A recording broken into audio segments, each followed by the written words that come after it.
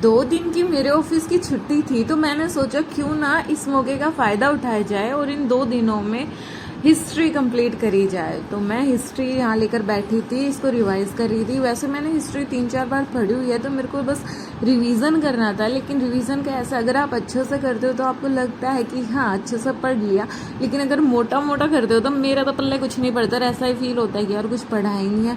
और मार्क करते टाइम तो ऐसा होता है कि हर एक पॉइंट इम्पोर्टेंट लगता है, लेकिन है ना जब प्रीवियस ईयर सॉल्व करती हूँ तो पता चलता है कि एग्ज़ाम पॉइंट ऑफ व्यू से कौन सा पार्ट ज़्यादा इम्पोर्टेंट है और कौन सा लेस इम्पोर्टेंट है। तो बस इसीलिए एग्ज़ाम पैटर्न को ध्यान में रखकर हमेशा पढ़ाई करनी चाहिए, वरना अगर सब कुछ पढ़ोगे ना तो उसके चक्कर में कुछ भी नहीं हो पाएगा। राम राम जी, मेरा नाम है नीरू और नीरू की दुनिया में आप सभी का तहे दिल से स्वागत है। एक बार मैं अपने बारे में बता दूं तो मैं हूं हरियाणा में ग्रुप डी की कर्मचारी, जिसकी अभी नई नई भर्ती हुई है और भर्ती भी टेम्पररी वाली हुई है। मतलब हमें खुद ही नहीं पता कि इन फ्यूचर हमें कौन सा डिपार्टमेंट अलॉट होगा और हमें कब तक ड्यूटी करनी है, कितनी ड्यूटी करनी है। वैसे तो हमारी ज्वाइनिंग हुए पूरे 2 महीने हो चुके हैं, लेकिन अभी तक हमसे ना तो हमारे खाता की डिटेल ली गई है और ना ही हमारे 1 रुपया भी दिया गया है हमें। लेकिन अब जैसा कि हरियाणा में इलेक्शन है टाइम पर, इसीलिए हमें ड्यूटी पर बुला लिया गया है और ड्यूटी भी हमें रैंडम मिलती है। कोई भरोसा नहीं है कौन सी ड्यूटी किस दिन किस बच्चे की लग जाए, लेकिन हाँ इतना पक्का है कि हम लोग अब ड्यूटी पर जाने लगे हैं। और अगर थोड़ा बहुत तो और बताऊं अपने बारे में, तो मैं कर रही हूँ DSSB की तैयारी और इसका एग्ज़ाम जुलाई में बोल रहे हैं कि जुलाई में होगा, क्योंकि जुलाई तक लोकसभा इलेक्शन कंप्लीट हो जाएंगे, इसलिए सब बोल रहे हैं कि जुलाई में एग्ज़ाम होगा। बाकी अभी ऐसा कुछ कंफर्मेशन आया नहीं है कि हाँ भाई जुलाई में ही है एग्ज़ाम।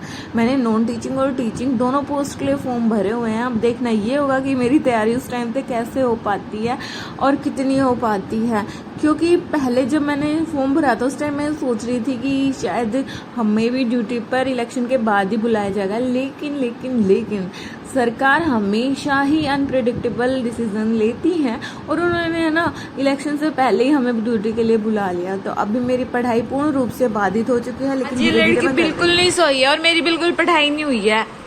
अब बताओ मैं क्या करूं? अब इसको खाना है, ये बनाने क्या है, ये कहा, ये क्या है, ये खाना है आपको, तुमको खाना है,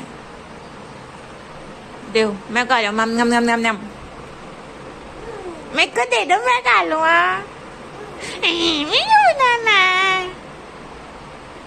तो जी हाँ, मैडम को बनाना खानी थी तो मैंने बनाना छील तो दी थी, लेकिन ये जिद कर रही थी खुद से खाने को। अब इसको ना ऐसा हो गया, इसको सारे काम खुद ही करने होते, लेकिन करना इसको आता कुछ है नहीं, तो जिद करने के चक्कर में सारे काम गड़बड़ कर देती है। और देखो कैसे पकड़ के रखा है कि सारा जैसे यही फिनिश कर देगी। मतलब पैदा होते इनको इंडिपेंडेंट बनना है और एक हम हैं इंडिपेंडेंट बनने के बाद सोच रहे हैं कि हमारे सारे काम कोई और ही कर दे, और ये मैडम है कि इसको सारे काम खुद ही करना है। सच कहते हैं कि बेटी और बेटे में ना बहुत ज़्यादा डिफरेंस होता है। मतलब जब पैदा होती है ना तो बेटे का जो विकास है ना, मुझे पर्सनली ऐसा लगता है उनका बहुत स्लो होता है, लेकिन बेटियां ना पैदा होते ही बहुत समझदारी वाली हरकतें करने लग जाती है। और ये मैंने मेरी बेटी होने के बाद महसूस करा है। मतलब जिस तरीके से मेरे बेटा बड़ा हुआ था और जिस तरीके से मेरी बेटी बड़ी हो रही है, इसमें दिन रात का फ़र्क है। मतलब बेटियां होती ही ज़्यादा इंटेलिजेंट है।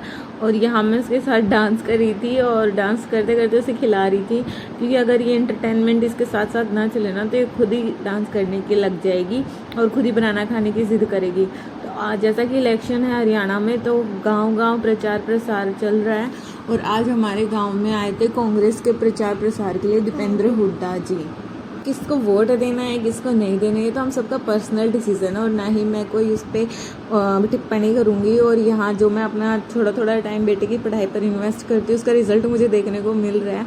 और जब आपके बच्चे ना एग्ज़ाम में अच्छा स्कोर करते हैं, क्लास टेस्ट में अच्छे मार्क्स लाते हैं, तो आपको प्राउड फील होता है कि हाँ डेली की गई मेहनत काम आ रही है।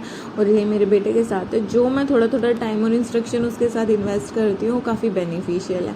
मिलती हूँ नेक्स्ट व्लॉग में।